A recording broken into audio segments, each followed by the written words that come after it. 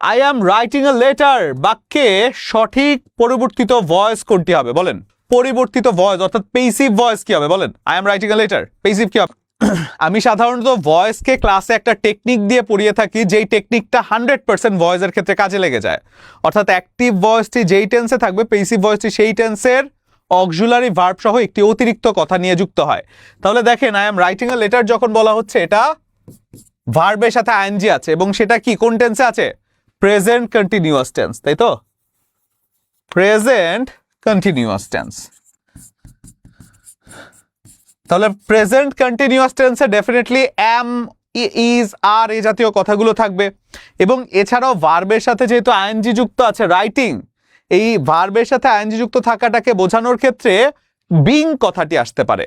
Being, তাহলে being এখানে না, এটা বাদ দিলাম। বিং এখানে না, এটা বাদ দিলাম। বিং এখানে আছে আর এখানে আছে। এখন ইজ বিং হবে নাকি ওয়াজ বিং হবে? ডেফিনেটলি ইজ বিং হবে, কারণ এটা কোন টেন্সে আছে?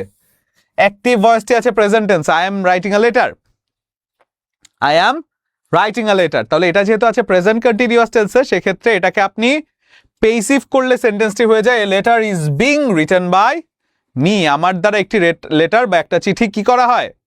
লেখা হয়।